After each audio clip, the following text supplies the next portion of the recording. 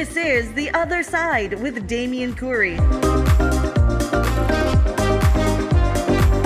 G'day and welcome to episode 14 of The Other Side Australia, uploaded Friday morning, November 27, 2020. Welcome wherever you're listening, on your way to work, at the gym, doing chores, lazing around, whatever. This is your summary of the news and views of the past week.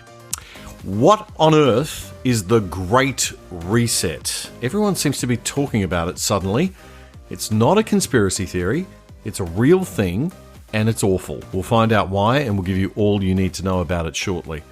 Donald Trump starts to involve Joe Biden in briefings and potential handover work, even as his legal fight continues to prove the US presidential election result fraudulent and illegal. Ray Radowski, our North America expert, will help us make sense of all of that later on in the show. Joe Biden also announces his key cabinet picks. We'll look at the ones that really matter for Australia in a little more detail than you'd hear on the mainstream media. It's important stuff to know about. The inquiry into the SAS. We'll hear some of the opinions of people in the know about what to do with the horrendous Afghanistan allegations, but we question the unjustifiable criticism of the wider SAS and Defence Forces. Alexandra Marshall will tell us all about the insanity of Dan Andrews' casual work rules and the overall attack on your right to choose just how secure you want your work to be, and businesses' right to choose how best to hire people. Not everyone wants their employer to be their parent. Just pay them fairly for the work they deliver. Alexandra will decipher all of that for us and explain what's going on. And the new book by that slayer of the whining woke generation, Jordan Peterson, has the identity politics kiddies all in a tiz. All that is coming up as we bring you right up to speed on Australia's best no-nonsense commentary of the week, all in just one jam-packed hour. Let's go.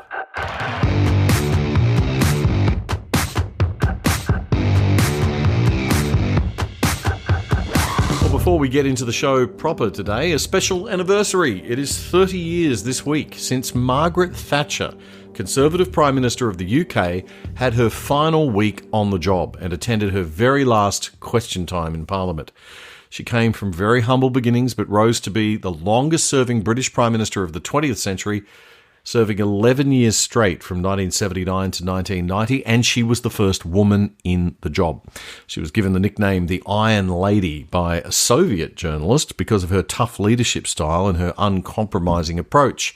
And she was as detested by her political enemies as she was loved by those who passionately supported her. In her last Prime Minister's question time in Westminster on November 27, 1990, she was still fighting on and educating the lefties until the end. Take a listen. There is no doubt that the Prime Minister has in many ways achieved substantial success for the economy.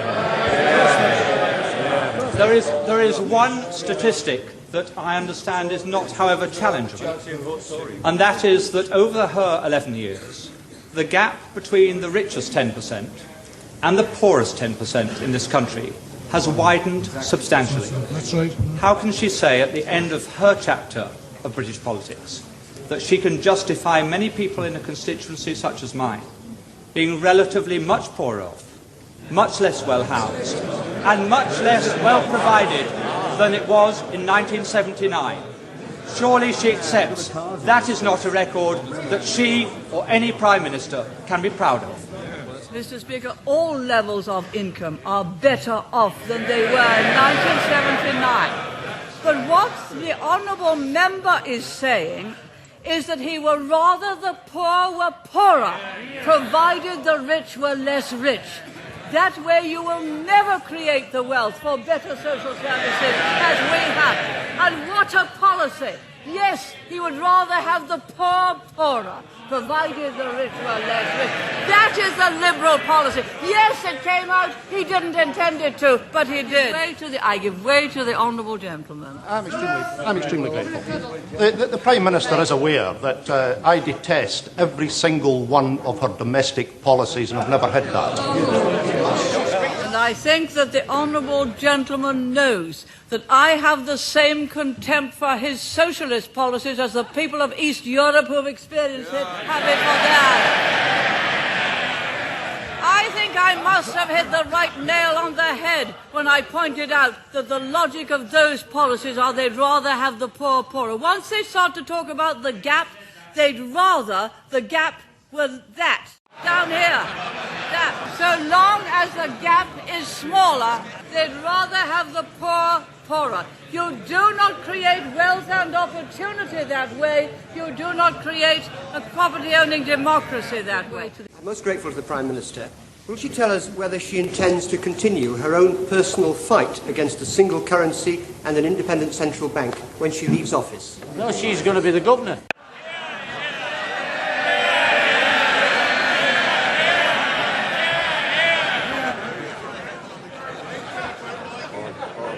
Order. The Prime Minister. What a good idea.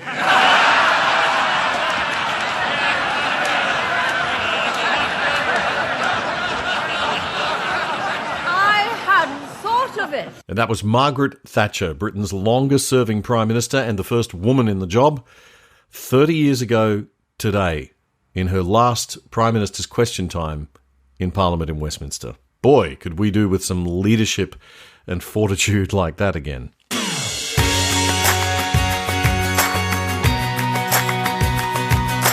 Do remember to follow us on YouTube by actually clicking the subscribe button and the like button. It's free, and it will keep you notified of when the new episodes come up. You can search us up as The Other Side Australia. Don't forget the Australia bit. Or you can check out the Good Source channel. That's Source, S-A-U-C-E. And you'll find all the other great shows that are hosted on that platform too. So 2 ways to get us on YouTube. If you're a podcast person, we're on Apple, Spotify, and iHeartRadio, and all the good podcast platforms. So please do subscribe there as well. And join our Facebook page too. We update a lot on there and we chat a lot on there. So great place to leave your comments and thoughts. We do upload the podcast every Friday morning for your commute to work or gym workout or Friday morning sleep in, like Lucky. And we will get you up to speed with all the news and commentary before the weekend.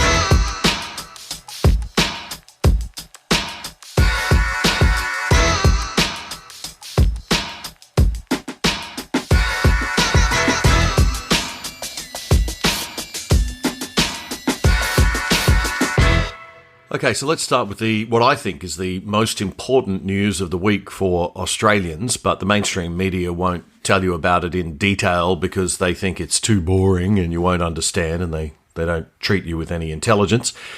But Joe Biden has started to announce his new cabinet, his new group of executives that are going to run things in his government. In a big event earlier this week, he lined them all up on stage with big signs, the office of the president-elect behind. And Joe himself came out and said the US is back and ready to lead. Well, that's nice. What a nice unifying message that is. In other words, we weren't leading before. Okay, now I thought a lot of Donald Trump's foreign policy was quite good. Peace agreements in the Middle East, a refusal to take the US into a hasty war with Iran, a desire to bring US troops home from foreign conflicts, a firm stance on China's expansionism in the Asia-Pacific and around the world, an insistence that other rich countries start to pay more for their own defence rather than leaning on the American taxpayers. Obviously, I was wrong all along to think any of that was good. Anyway, here's what Joe had to say at the event. It's a team that will keep our country and our people safe and secure. And it's a team that reflects the fact that America is back, ready to lead the world, not retreat from it. Once again, sit at the head of the table. Ready to confront our adversaries and not reject our allies. Ready to stand up for our values. In fact, in calls from world leaders that I've had, about 18 of them or 20 so far, I'm not sure the exact number, in the weeks since we won the election, I've been struck by how much they're looking forward to the United States reasserting its historic role as a global leader, both in the Pacific as well as the Atlantic, all across the world. Now, the cabinet, the executive government. In the US, it's selected differently than here in Australia. In Australia, like the UK, we have a cabinet made up of ministers who are actually members of parliament, and they oversee appointed director generals in the public service. In America, the president can choose anyone to be in their cabinet, and they call them secretaries, not ministers, but they can come from anywhere. And they usually act more like an Australian Departmental Director General, very hands-on and with a lot of experience in the specific department or field that they're overseeing. The first to be announced was Anthony Blinken. He'll be Joe Biden's Secretary of State. That cabinet position is the equivalent to our Foreign Affairs Minister, so it's the most important one as far as Australia is concerned. So who is Anthony Blinken? Well, Blinken served as the US Deputy Secretary of State from 2015 to 2017 and Deputy National Security Advisor before that under President Barack Obama. He's currently a global affairs analyst for CNN. During the Clinton administration, Blinken served in the State Department and in senior positions on the National Security Council's staff, according to Wikipedia. He was also a member of the Obama-Biden presidential transition team, and then he served as Deputy Assistant to the President and National Security Advisor to the Vice President in the Obama years. So he's been Mr. Biden's go-to guy on national security for a very long time. He's a lifetime Democrat and a public servant, and so he's got the right CV. Mr. President-elect, working for you, having you as a mentor and friend, has been the greatest privilege of my professional life. Now, Blinken has a little bit of connection to Australia. His stepfather, Samuel Pisar, he died in 2015, but he was a young survivor of the Nazi Holocaust. And the Australian newspaper reports that he was a self-described teenage hooligan after the war, and he might have become a terrorist or gangster had an aunt not helped bring him to Melbourne.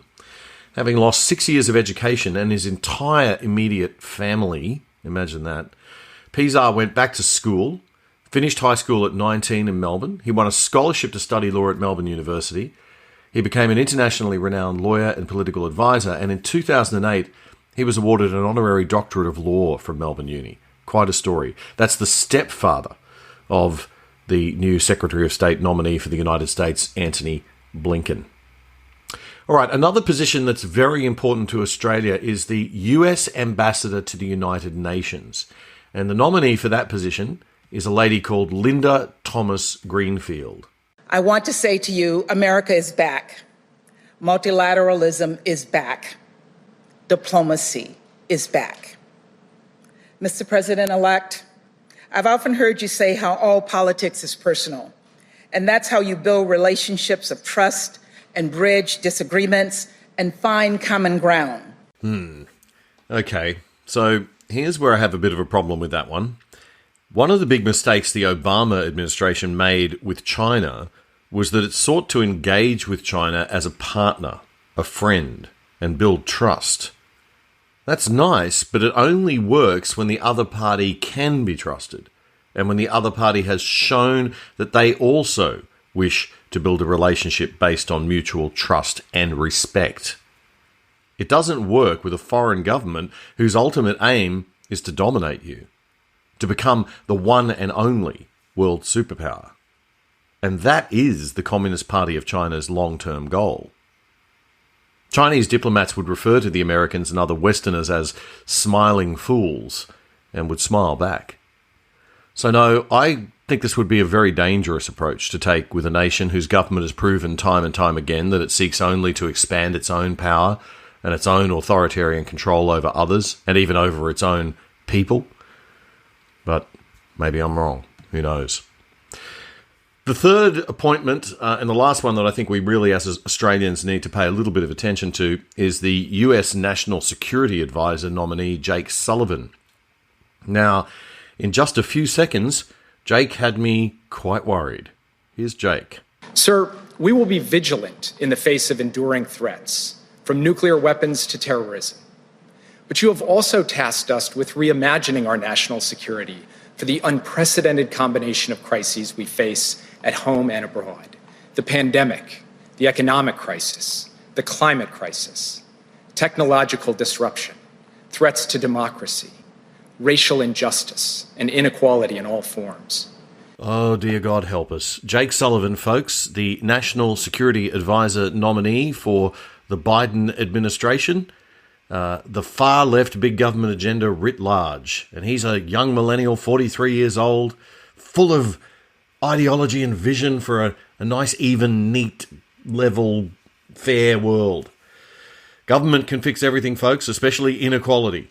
It's worked very well in the past, worked extremely well in the 20th century. Just ask the 100 million dead people that were murdered by their own governments. And I'm not exaggerating, okay? Sounds dramatic, but it actually did happen in the 20th century, and we really need to take some lessons from that.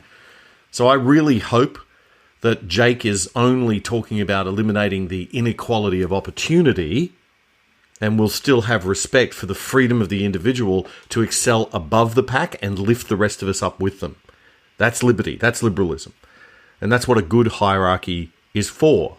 You know, you respect the people who have achieved. You respect the people who have more experience than you. And God forbid, you respect your elders in a good society.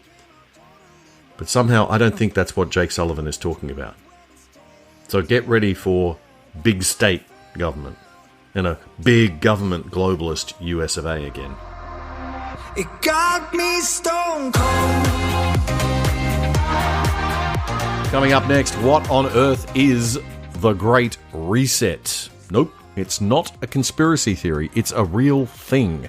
We'll find out just how horrible the globalists' new agenda is, and we'll give you all you need to know. And later, Ray Radowski, our North America expert, will help us make sense of the US situation without just dismissing Trump and his concerns about the legality of the election. We'll tell you what's going on as best as we can, and we'll let you make up your own mind, unlike the mainstream media here in Australia. And the inquiry into our SAS, why we should all be appalled by the allegations, but why we should also be supporting our troops. It got me stone cold.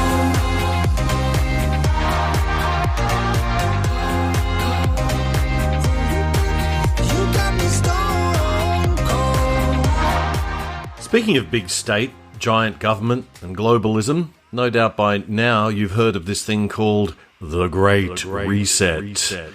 I have to admit that when I first heard about the Great Reset, I thought it was some kind of conspiracy theory. But no, it's a real thing. It has a website. It's an initiative of the quite respected World Economic Forum, a globalist organisation that has that meeting of the global elites in Davos, Switzerland every year.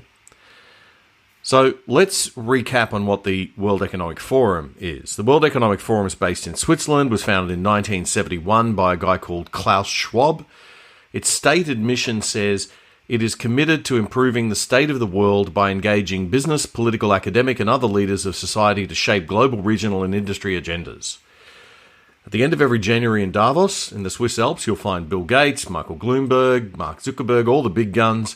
Usually about 3,000 business leaders, international political leaders, economists, celebrities, journalists, the elite, meeting for up to 5 days for a big conference with about 500 sessions on global issues. Now, there's nothing wrong with that. It's good that the power people get together and talk. It gets them collaborating on important stuff, and I think we all benefit. It's better than having them all fighting and using the rest of us as cannon fodder. The WEF also runs a half dozen or so regional meetings around the world each year too. Well, in May this year, the WEF and one of the Prince of Wales charities, yes, he who shall soon be our King Charles, launched what must be the most insensitively badly branded initiatives by a big globalist organisation in the history of big globalist organisations naming big initiatives. They launched the Great Reset. I mean, Monty Python couldn't have come up with a more comical name. I'd love to have been in that branding meeting at the WEF. Hey, everyone, so we've got a bit of a problem with people thinking that we're some kind of weird organisation of global elites who are trying to create one world government and take over the planet. So I thought a really good name for our new initiative might be, the Great Reset. Oh yeah, that sounds great, John. That won't bother people concerned about their national sovereignty or excite the conspiracy theorists into a frenzy or at all. Have any of these people actually read the history of China and Chairman Mao's Great Leap Forward? It was only 60 years ago. Obviously, Prince Charles hasn't. So I do urge you to check out the website for the Great Reset, theworldeconomicforum.org. I'll leave the link in the program notes. But let's just take a little bit of a look at what the page actually says. It says there's an urgent need for global stakeholders to cooperate in simultaneously managing the direct consequences of the COVID-19 crisis. Okay, so this is about COVID-19. To improve the state of the World Economic Forum is starting the Great Reset Initiative. Nobody asked it to, but, they just thought it'd be a good idea. And then it goes on, the context. The context. The COVID-19 crisis and the political, economic and social disruptions it's caused is fundamentally changing the traditional context for decision-making. The inconsistencies, inadequacies and contradictions of multiple systems, from health and financial to energy and education, are more exposed than ever amidst a global context of concern for lives, livelihoods and the planet. Leaders find themselves at a historic crossroads, managing short-term pressures against medium and long-term uncertainties. Right. Okay, so we've just extended the COVID-19 crisis into everything that ever was of concern. That's the context, according to the WEF. And now, the opportunity heading. What's under that? As we enter a unique window of opportunity to shape the recovery, this initiative will offer insights to help inform all those determining the future state of global relations, the direction of our national economies, the priorities of societies, the nature of business models, and the management of a global commons. Drawing from the vision and vast experience of the leaders engaged across the forum's communities, the Great Reset Initiative has a set of dimensions to build a new social contract that honours the dignity of every human being. If you think that sounds like a load of meaningless waffle, the reason is it's a load of meaningless waffle. It's the typical socialist sort of overlay of jargon and utter BS over the top of, or to disguise as a bit of a Trojan horse, the ushering in of centralised big government, big state regulations and controls. Okay? So let's not fall for the Great Reset. Let's meet it head on with the Great Reject. Because national sovereignty, pluralism, and dare I say, individual sovereignty matter. We can cooperate and should cooperate on many things.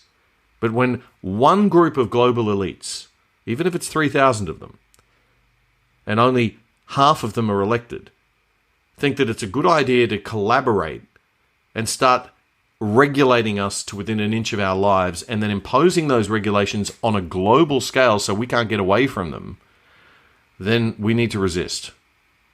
This is not good. And with Joe Biden in the White House, who's going to be the voice of the Great Reject, of the Great Reset?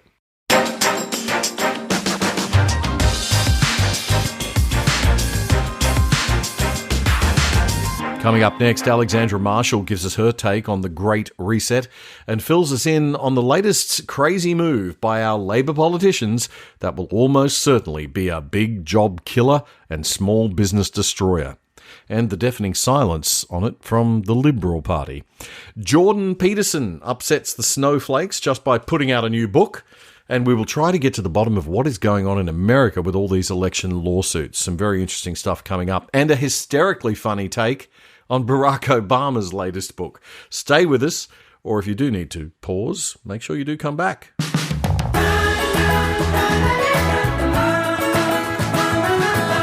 And joining us now, as always, Alexandra Marshall, the queen of Australian libertarian, classical liberal and conservative Twitter. Alexandra, welcome. Oh, it's wonderful to be here on this beautiful summer afternoon. You have some ideas about this Great Reset. I'm doing an investigative article that'll probably be released in another couple of weeks because the amount of rubbish to read through is extraordinary. Everything you click on, there's hundreds more pages of plans that these basically Bond villains have laid out for us.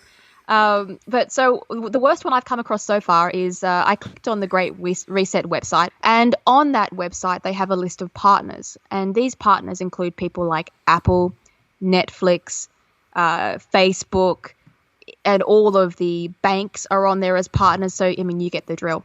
And when you click on one of these partners like Facebook or Apple, you get a list of all the projects that they're currently working on. And these projects, every single one of them is a nightmare out of a dystopian sci-fi. So these are things like turning your wearable tech, like your Fitbits and your phone, into feeding that information back to the World Economic Forum and places like the WHO to then track viruses without your permission, or track the health of the nation without your permission. These are updates that Facebook will do automatically. Every sort of socialist or communist authoritarian government has come to power acting in the greater good. You know, they talk about the opportunity from COVID-19 for a great reset.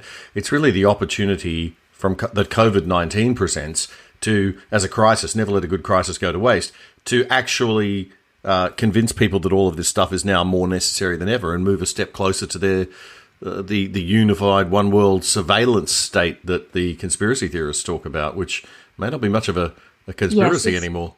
It's the old idea of a global socialist state that they've resurrected from the last revolution. And a global socialist state is nothing but world domination. And of course, world domination never works because the nations have different ideas about what they want and what kind of civilizations they want to live in.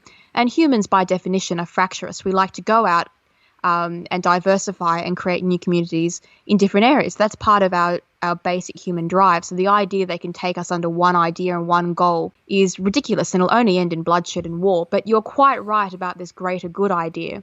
I'm reading through their annual report that they released for 2019-2020, and they say things like, we want to harness the technologies of the fourth industrial revolution. We want to design cohesive, stable, and resilient social and economic systems to improve the state of the world. And I'm sorry, but everyone who's tried to do that has ended up being a bloody dictator. It just sounds like so Brave New World 1984 to me, all of it. But with this Davos thing, I keep getting confused with the Doctor Who villain, which was Davros, and I'm sure I'm going to make that mistake on a public platform in the future. Yes, Davros, of course. Forgot about, wasn't he the king of leader of the Daleks? Yes. Correct. Exterminate! And so that's all I can see now. Whenever they mention that forum, like, it's just the Daleks are back. All right. So, on to more important things. Big story this week was that the news that casual workers in Victoria are going to be given sick and carers pay to stay at home under a trial that's being funded by the Victorian government that's going to cost $5 million. Premier Dan Andrews announced the trial will run for 2 years. He announced it last Monday morning, and he said that it's necessary because employees in insecure work are too often forced to choose between a day's pay and their health. What's your take on this, Ellie? Casual work is absolutely fundamental to the retail and hospitality industry. It is also the way that particularly mums getting back to work and students who need to supplement their studies like to get some extra cash, because in casual work, you trade off your security of leave for extra cash per hour that you work. That's the whole point of casual work. Yes. And that also means that you can cancel your shift without notice on the business as well. So it doesn't just work one way. Now, the union movement and Labor by extension hate casual work, primarily because they cannot unionize it. And recently, I think it was last year, there was a case for the coal mining award in which they found that coal mining workers did not have a proper extra pay for the hours they worked, and they also didn't have leave. Now, that was a problem specific to the coal mining award. It had absolutely nothing to do with the way retail workers and hospitality workers are paid. Right. And then the union guys decided that because they'd sort of had this victory over there, well, they could extend that to define casual work as any kind of work that doesn't have proper shifts and things, and then that they should all be entitled to the same amount of work as full-timers and permanent part-timers. Same amount of leave.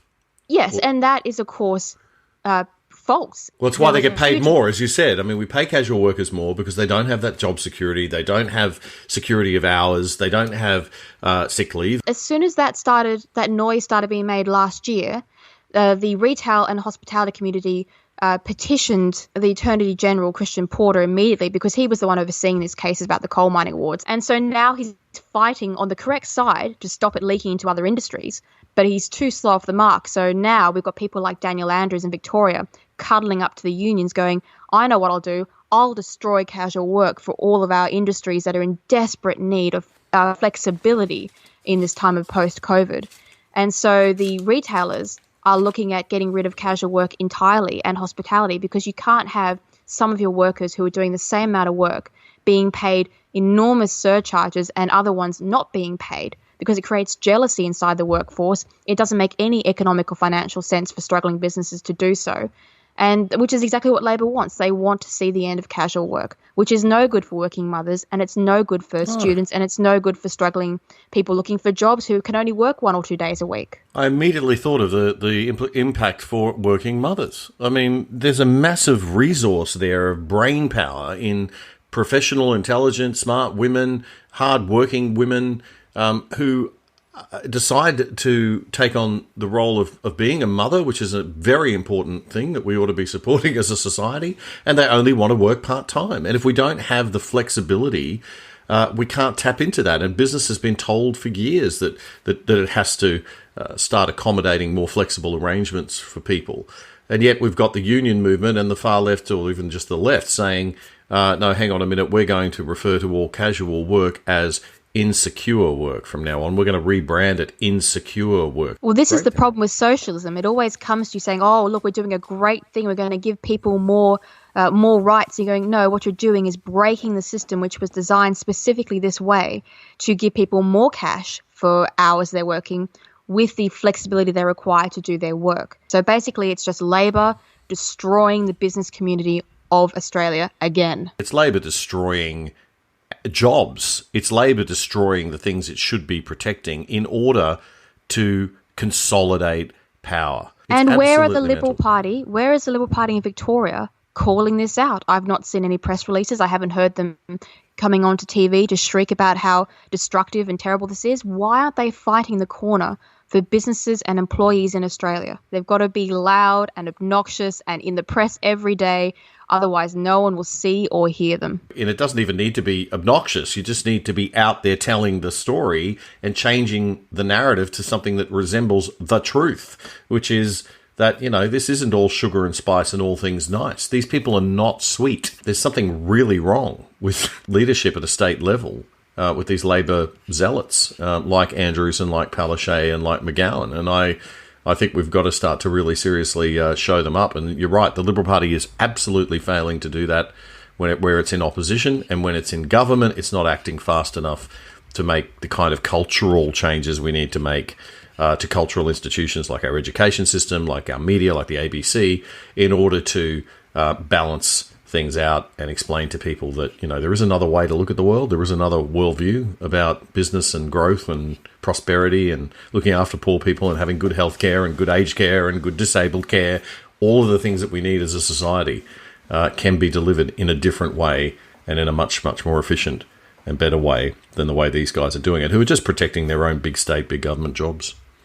Was that a big enough rant, do you think? Did I cover like the whole universe and everything that's wrong with it there? Yeah, I don't think you said you hate the CFMMU enough times. No, okay, I'll leave that to you because I'm scared. No, I am really scared that they come knocking on the door. Why is everyone so scared of them? I'll pick up my laptop and my stick and I'll beat them all. Good on you. I'm not frightened of them. Ali Melly, thank you very, very much for joining us. Just a reminder that Ali Melly has her new show happening on The Good Source, our platform. Ellie, tell us a little bit about Curtain Call. My show is called Curtain Call, where we go behind the curtain on the stars of the culture wars. I have, as my first guest coming out on this Friday, is Gary Hardgrave. And Damian Coory, you will be my next guest, and that will be coming out next week. I'm seriously terrified of this interview. So The Good Source, SAUCE it is, not SOURCE. So thegoodsource.news, not .com, thegoodsource.news. And you'll catch The Other Side on there. You'll get Ali's new show. Other fantastic shows like The People's Project with Matthew Wong and team. Lyle Shelton's show. So heaps to keep you occupied on The Good Source. Alexandra Marshall, catch you next week. Thank you very much.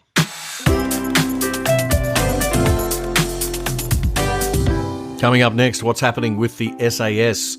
We'll explore with Professor David Flint what could be our greatest military shame and the reactions to it. Jordan Peterson's new book is making the loony left all triggered and upset, while Barack Obama's new autobiography has conservatives in stitches. That's all going to be explained shortly.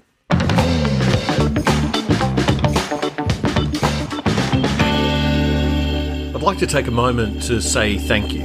Thank you to the Australian SAS soldiers who work and train their guts out to be sent to far-flung countries and spend months away from family and friends in defence of this nation. Thank you for doing the unspeakable, dirty work of battle so that we may continue to live in freedom and richness and peace like no other people on earth. Thank you for battling the demons that may haunt you upon your return home. And thank you to all our service men and women while I'm at it. We enjoy our lifestyle under the blanket of protection provided by your sacrifice, and we should never forget it. This week, the report from the 4-year inquiry into the validity of rumours of war crimes committed by our SAS forces in Afghanistan between 2005 and 2016 revealed that there was credible evidence of 39 unlawful killings of Afghan civilians or prisoners, and the findings were heavily redacted. The inquiry was conducted by Major General Paul Brereton, and it found that 39 killings occurred in 23 separate incidents involving 25 current or former ADF personnel. And worse still, the inquiry found credible evidence of cover-ups.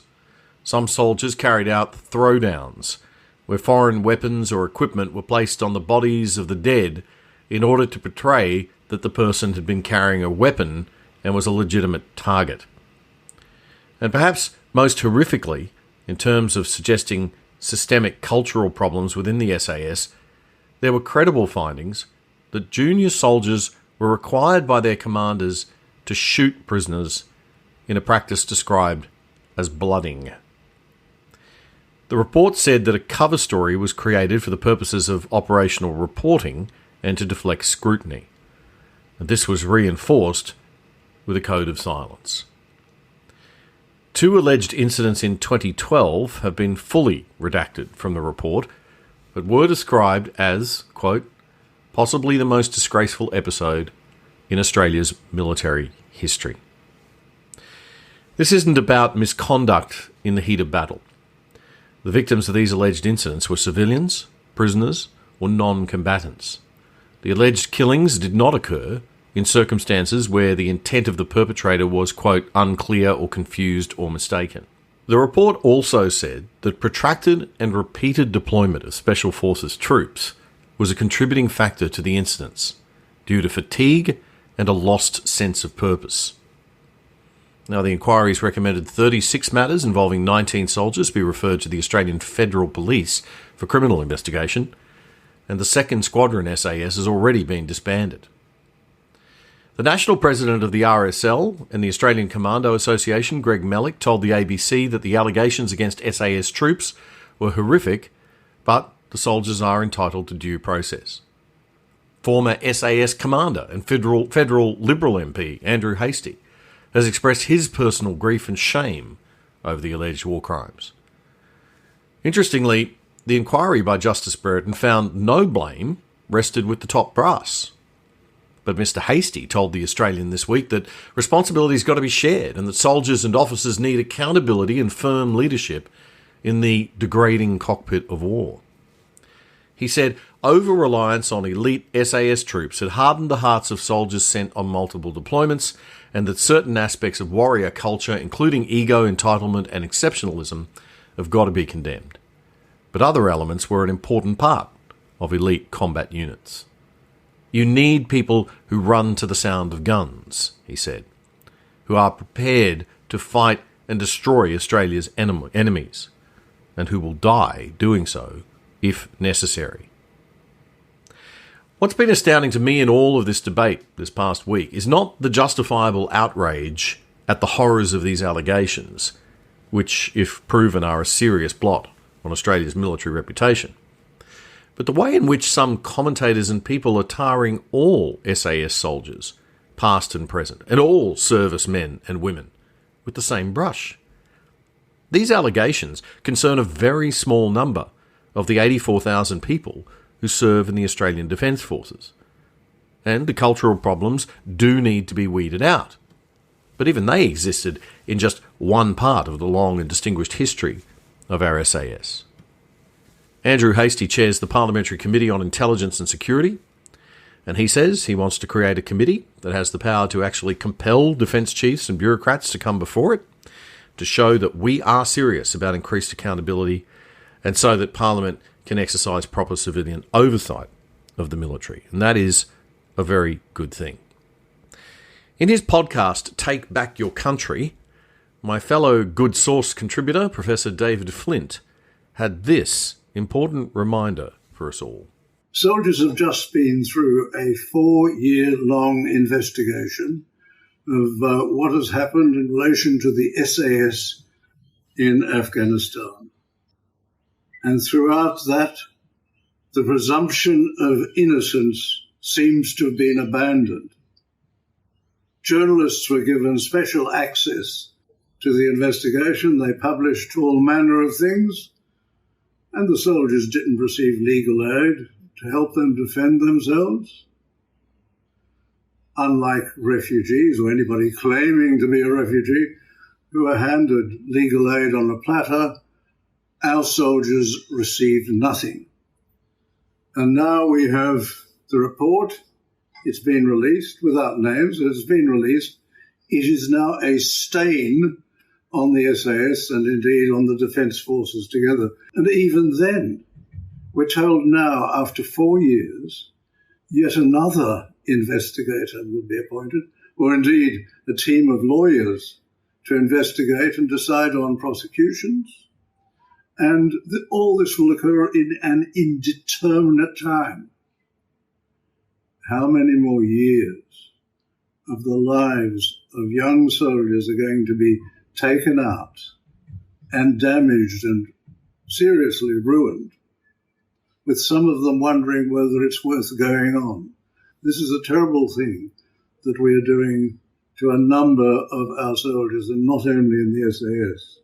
This is not the first time the soldiers have been subject to unfair prosecutions. Back in 2009 in Afghanistan, some of our soldiers were advancing towards a compound and they were fired on. And naturally, they returned fire. Now, unfortunately, when they returned fire, that fire also hit a number of civilians.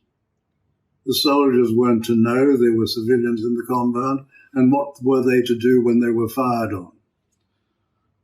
I think most people with common sense would say, well, this is unfortunate, but nothing can be done about it. In the air-conditioned offices of Canberra, apparently things are seen differently. And the Director of Military Prosecutions launched a prosecution against the soldiers, charging them with manslaughter for doing no more than doing what you have to do as a soldier. And you can imagine the trauma on those soldiers, knowing that they were about to be prosecuted, not knowing where this would end. Fortunately, the head of the tribunal examining them decided that these prosecutions were bad in law. You couldn't sustain them because how could you argue that the soldiers owed any duty of care in relation to the civilians who were in the compound whom they didn't even know existed? The politicians have to avoid being unjust to our soldiers, dragging these things out for years and years, exposing them to unfair publicity in the media. What the politicians have to do, and particularly in relation to our soldiers, is to ensure that those willing to die for their country are at least entitled to the presumption of innocence. Another reason, I'm sure you would agree, for Australians to take back their country from their politicians. Professor David Flint there on his podcast, Take Back Your Country, which is also, like us, available on The Good Source. Coming up next, Ray Radowski releases the Kraken. We will bring you up to date on the US situation and explain what the Kraken actually is, all in detail, without the lefty bias. And we'll find out why Obama's autobiography number 2 has conservatives laughing themselves sick. Keep it locked on, don't go away. Got some great news. The Other Side Australia is very happy to now be one of the shows available on the Good Source network. The Good Source, spelt SAUCE.news, is an Australian platform for right-thinking podcasts and vlogs. When I moved back to Australia early this year after spending almost 20 years in Asia, I was shocked at how journalism had changed since the late 90s when I was on Channel 10. Like America, Australia's broadcast media was becoming very editorialised and political. But unlike America, it seemed only one ideological viewpoint dominated, the left, with only a couple of notable exceptions. The Good Source is a right-thinking website bringing some truth and balance to the Aussie media echo chamber. Good Source is the first conservative source of videos and podcasts like mine by so many independent voices from around the country, from classical liberals like me to libertarians and conservatives. We agree and we disagree, but we at least bring the other side of the conversation to the table. That's Good Source, SAUCE.news. Well, you may have heard that Jordan Peterson's got a new book coming out called Beyond Order, 12 More Rules for Life. This hasn't pleased a number of the publishing house's employees. Several Penguin Random House Canada employees apparently confronted management about the company's decision to publish the book. What is wrong with these people? That they can't tolerate a book that is slightly perhaps different to their beliefs or the dominant thinking of the moment. I mean, it's Jordan Peterson, for goodness sakes. He's highly popular. Who do they think pays their salary? Vice News reports that 4 Penguin Random House Canada employees who didn't want to be named due to concerns over their employment, or due to concerns over their reputation as sane human beings, I think, said the company held a town hall during which executives defended the decision to publish Peterson while employees cited their concerns about platforming someone who is popular in far-right circles. Quote, he is an icon of hate speech and transphobia, and the fact that he's an icon of white supremacy regardless of the content of his book. I'm not proud to work for a company that publishes him, a junior employee said. Well, I'll tell you what I'd be doing if I owned that company. I'd be showing that junior employee the door. That company doesn't exist to make you proud, young whatever you are.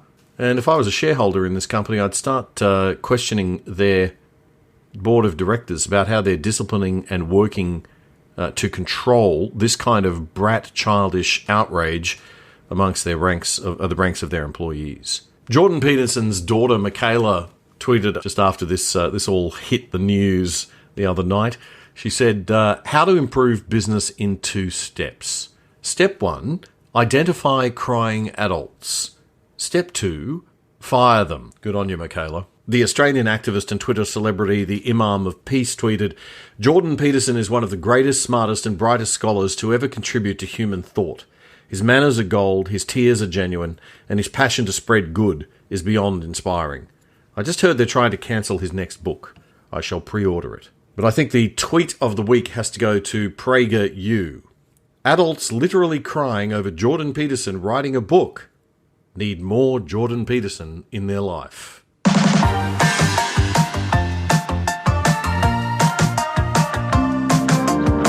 And joining us now, as usual, every week, Ray Radowski, our man on North America. Ray, how you doing? Good day. Well, it's been a very interesting week since we last spoke, and I think we're here to talk about releasing the Kraken. The Kraken. We're releasing the Kraken. What on earth is the Kraken? It's been all over social media. Release the Kraken. The Kraken is a mythical Scandinavian Old Norse sea monster octopus with all these tentacles that brings down ships in the middle of the night and is out there somewhere swirling around. Ah, the Kraken. The mythical Kraken. Okay. And so the connection between this Scandinavian octopus and American politics, would you like to just join the dots there for us? Right. Well, I think it was brought up by one of the lawyers that's investigating all these allegations of voter fraud and improprieties and inconsistencies and irregularities with the voting systems, Sidney Powell, who in an interview with Lou Dobbs brought up the idea that in her investigation, she's going to discover all these things that will release the Kraken. And I guess what she's talking about is this idea of this giant sea monster bringing down all those behind the voter fraud, which he's alleging. This looks like the effort to carry out an end game in the effort against him. Do you concur? Oh, absolutely. And it's been organized and conducted with the help of Silicon Valley people, the big tech companies, the social media companies, and even the media companies. And I'm going to release the Kraken. There was this note that came out from the Trump campaign saying that Sidney Powell is not part of the Trump legal defense team. And that was brought up by the media as somehow beating it up to say that there's dissent in the ranks as this whole thing kind of goes off the rails. But in her own statement, she said, that's right, I was never part of that actual Trump defense team. I was never paid by them. I've been conducting my own investigation and will continue to do so. Okay, but she's a conservative, she's passionate, she's looking at every possible angle, and she's investigating stuff, and she's not going to be told to shut up. So obviously mainstream media don't want to have anything to do with her. Let's have a listen to what she told Lou Dobbs several days ago. It is a foul mess, and it is far more sinister than any of us could have imagined, even over the course of the past 4 years. You get the last word, Sydney. It is indeed a very foul mess. It is farther and wider and deeper than we ever thought, but we are going to go after it, and I am going to expose every one of them. Okay, well, that's all great, but, show me the money, Sydney. Where is the evidence? I mean, it's getting a bit tired and worn out now, Ray. I mean, everyone's a bit sick of it, wants to move on with President-elect Biden. There's a number of lawsuits that are still in play in a variety of states. There's the recount that's taking place in Wisconsin. There's the constitutional challenge in Pennsylvania. And all of these things are still running their course. The most significant development in the last day or so is the fact that the group responsible for certifying electors in Michigan, voted to certify electors. So that state is now, I guess, out of the loop when it comes to any potential questions at this point. So why did they do that? So were they satisfied with the final result and the lead that Biden had in Michigan? It's a long story, but to kind of make it short, that there was the canvassers, the people that were kind of responsible for looking into the election on the Republican side, at first refused to certify, and then under pressure agreed to certify as long as there would be an audit. And then there was word that there wouldn't be an audit, and so they reneged on that. But in the end, the group that was responsible voted to certify, and it's moving forward. Okay. So just so people know, Michigan was the state where at the night of the election, Australia time, 72% of the vote had been counted, and Trump had a 300,000 vote lead. And then we woke up and Biden had 150,000 lead with 99% of the vote counted. So Biden got a heck of a lot of those later votes that came in through mail-in. And this question of mail-in, I guess, is underscoring a lot of the discussion in the legal world.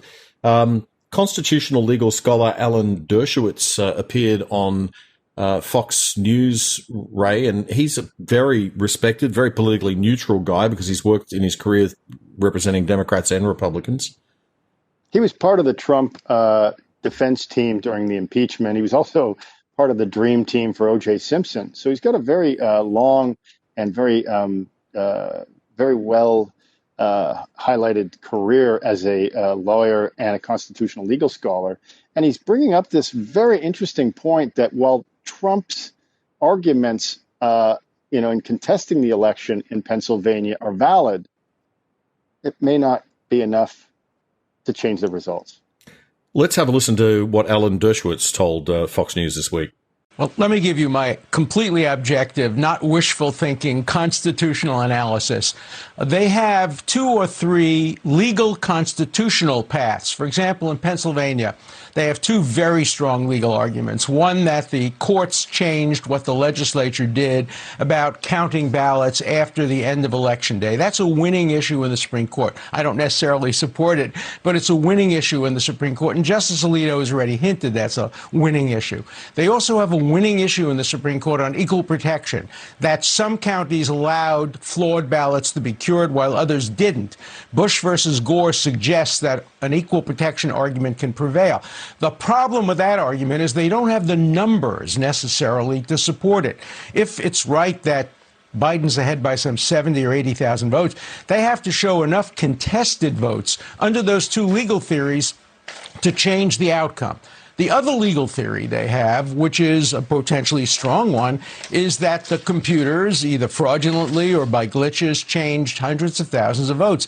There are enough votes to make a difference, but I haven't seen the evidence to support that. So in one case, they don't have the numbers.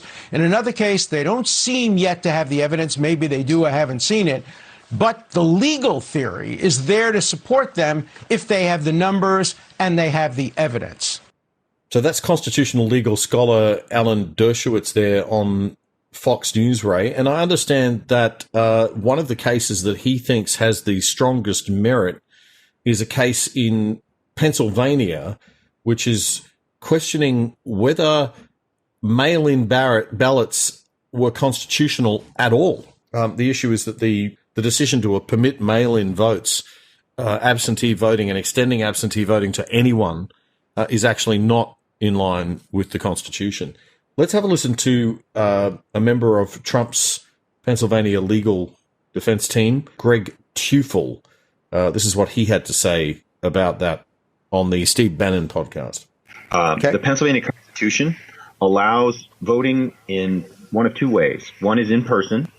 The other is if you qualify as an absentee ballot elector in Pennsylvania. So absentee ballots are permitted under the PA Constitution if you are in the military, you're away from your voting district, and span that list to anybody for any reason, which is what Act 77 did, the law in PA that expanded mail-in balloting to anybody for any reason. You would need a PA constitutional amendment to do it lawfully. And the Pennsylvania legislature, in recognition of that, started the process to amend the Constitution to allow mail-in balloting. But then for some strange reason decided to go ahead and proceed to enact Act 77 and act like it's already valid law. They just went ahead and enacted, Governor Wolf signed it, Act 77, they implemented widespread mail-in balloting. In our case, unlike all the other cases you probably have been reporting about, all the other cases require clear and convincing evidence of sufficient amount of fraud to overturn the result of the election. Our case is purely legal issues. Was Act 77 constitutional or not? We believe very strongly the law clearly shows it was not. Greg Tufel, the lawyer there speaking on Steve Bannon's show, as a result of that, he's saying that a substantial percentage of the 2.6 million mail-in votes could be invalidated in Pennsylvania. Now, that would actually shake things up a bit. There are 20 electoral college votes up for grabs in Pennsylvania, but that still wouldn't be enough to get Trump over the line, would it, Ray? A growing number of Americans, according to the Rasmussen poll that was conducted a few days ago, 47% believe that the Democrats stole the election. Oh, and this, again, comes out of the idea that even immediately afterwards, conservative personalities and pundits on Fox News, African-American duo of Diamond and Silk, brought up the question, how is it that even though he didn't campaign, didn't talk about the issues, had these various scandals that were never really scrutinized by the media, how was it that Joe Biden was able to get more votes in this election than Barack Obama did in 2008? And then you kind of extend that a bit and you think, okay, well, here's another question. How is it that if Trump is so hated and everybody's just sick and tired of him, how was it that as the incumbent, he was able to get 17% more votes in this election than he did in 2016? Well, that's totally explained by the fact that more people voted. Well, but if they were sick and tired of him, they would have voted in greater numbers for Biden or for somebody else, or they would have stayed home. But his base was energized and he got more votes. And according to the trend in American politics, like the pattern has always been that the incumbent, when they win more votes, they're reelected. This was an outlier, and that's why it's starting to raise questions. Oh, God, this is going to be... I'm going to get caned for this, but it sounds like, Ray, you and I might be the only people in the Australian media landscape having this conversation at the moment. You're not privy to the Aussie media, but nobody down here wants to talk about the possibility or even suggest the possibility that this election might go Trump's way or might have been in any way, subject to fraud, even worse than the US media, which is, it's pretty disturbing, isn't it? That the American media are not even having these conversations, really. Where's that duo, Bob Woodward? Where's the duo, Bob Woodward and Carl Bernstein, in trying to follow the money in all of these situations involving these voting systems and voting machines that caused these irregularities? This is a really good investigative journalist piece. And whenever Sidney Powell brings up the fact that there's this possibility, she's kind of looked at as being this nutcase talking about releasing the Kraken. Well, we're yet to see the Kraken. I'd like to see the Kraken. There are tentacles. I mean, it's right now a baby squid and maybe in ready to grow if you're going to look at it from that analogy. But the possibilities here haven't been completely ruled out. And we've looked at the ideas again in terms of why isn't there greater scrutiny? Why is the FBI not examining this? Why is there not a push? And, this in many ways, it looks like the Trump administration is starting to move towards some sort of an acceptance that they may not be able to flip the numbers, but that doesn't necessarily mean that this is over. Already you've seen, I guess, that Trump tweeted that he has authorized that the GSA, which is the office responsible for assisting the Biden team in transition, has been authorized to work together. Good. But he stressed that he will not concede. He's not conceding at all. Okay. But in the interests of the country, he's authorized that this office start to work with the Biden transition team. Well, there's certainly enough crazy stuff there to kind of make people think, and that where we should have better, more inquisitive journalism going on, which we don't have. They're not doing their job. Biden's probably going to win.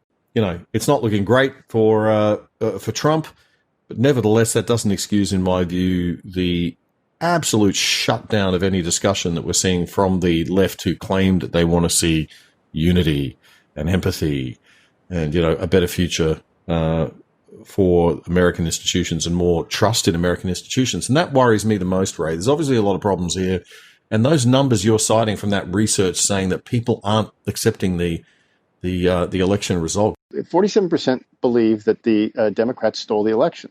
But that coincides with basically the vote split between Trump and Biden. So the country is definitely divided. But the longer that this situation continues, the more questions it raises. Now, the other landmark here, or the other pivot point, is going to be the January, I think, 3rd or 4th runoff elections for the Senate seats in Georgia. And will we see continued allegations of voter fraud, of mail-in ballots arriving with, in a questionable state? Will there be enough scrutiny? How is this going to play out? That, I think, is a key question that will influence the way in which the Senate majority tilts towards the Democrats or the Republicans. But I think it will also mark how the Biden administration, when it takes over, is able to govern. Talking about that, the Biden administration, he's put his cabinet together, releasing and announcing a few names this week, including John Kerry and Janet Yellen. Yeah, and I think that what you're seeing is a lot of holdovers from the Obama years, but you don't see a lot of people lining up with excitement to be part of this team. And the other interesting thing, again, the media is not really raising these questions, is who's not on it. There's no mention of Bernie Sanders. There's no mention of Elizabeth Warren. Thank God. There isn't even any mention of Beto O'Rourke, who was supposed to be Biden's gun czar. So on the Democrat side, you see an equal split between the moderates, which are now forming the bulk of the names put forward by Biden as his transition team and cabinet, and this radical group that is trying to push for all sorts of things that were never really talked about, but that Trump raised as watch it, because this is what's coming down: a loss of freedom of speech, big tech dominance in online media. Ray, we need to finish with a bit of a laugh. It's all too much. Do we have to talk about this? Oh, yeah. It's hilarious. Barack Obama, this is just to give the center right and the right something to chuckle about. He's released his second autobiography. Woohoo! And there's an accompanying audiobook, which goes for 29 hours. Yeah, he's not at a loss for words, that's for sure. No, and they especially say that, talking about himself. Yeah. Well, it's often been said, some people have said to me, working with that have been close to the Obama administration, that he has got quite an ego on him. And I think he's a talker. Yeah. And I think that Tucker Carlson from Fox summed it up pretty well this week. Well, if you had a few days of uninterrupted free time to do literally whatever you wanted, how would you spend it? You might want to consider listening to Barack Obama talk about himself in his second autobiography for 29 hours straight. Listen to this sample from his new audiobook and try to ask yourself, are you not irresistibly attracted to that idea? In bed later that night, she turned to me and said, "You're going to win, aren't you? A lot can still happen, but yeah, there's a pretty good chance I will." I looked at my wife. Her face was pensive, as if she were working out a puzzle in her mind. "You're going to win," she said softly. She kissed me on the cheek, turned off the bedside lamp, and pulled the covers over her shoulders. Adam Carolla is the host of The Adam Carolla Show. He has some ideas about how you might spend 29 hours of free time. Well, first off, let me tell you how big this book is. I downloaded it today, and my phone got heavier. I think it's $19 at Amazon, but shipping is $1,700. What? Look, he's not that much older than either one of us. He was president. I'll give him that for 2 terms. That's great. But 2 autobiographies before you're 60, I think we can say he doesn't have a self-esteem problem. Our current president, everyone accuses of being an insane narcissist. So everyone thinks he's an egomaniac narcissist. But the reality is Obama is a bigger narcissist than Trump. Oh, yeah. Trump comes in a narcissist package you can see from outer space. And Obama's kind of like a stealth fighter jet, but he's much more of a narcissist than Trump is. And I know a lot of people would go, how's that possible? It is. I wonder, in the 29 hours, does he acknowledge that his mismanagement, the division that he caused within the country over 8 years, paved the way for Trump? I don't know. I was only able to listen to the first 17 hours on the toilet this morning, so I haven't gotten to the rest of the book. The thing about Obama is nobody is better at saying nothing than Obama. If there was a Hall of Fame for people that delivered no message but in a fantastic package, I think that's Obama. I think that's right. But there was anger at the center of that. Good stuff. All right.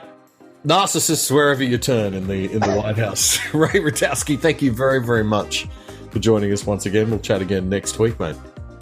All right, release the Kraken. Release the Kraken! For God's sake, soon. Can't go on like this forever.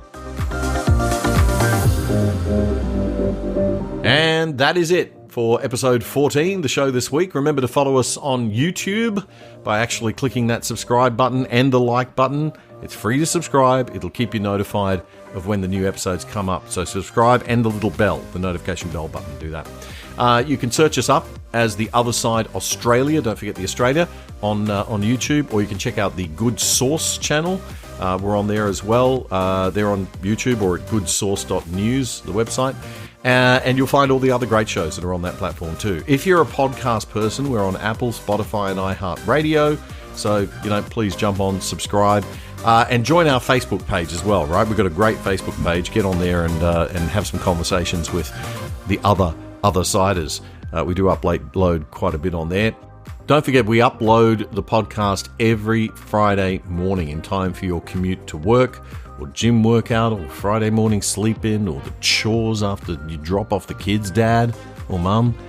And we will definitely get you up to speed before the weekend, or you can listen to us over the weekend while you do the housework or whatever you do on the weekend. So do join us every week, Friday mornings. The Other Side Australia, your weekly shortcut to Australia's best commentary in just about around an hour a week.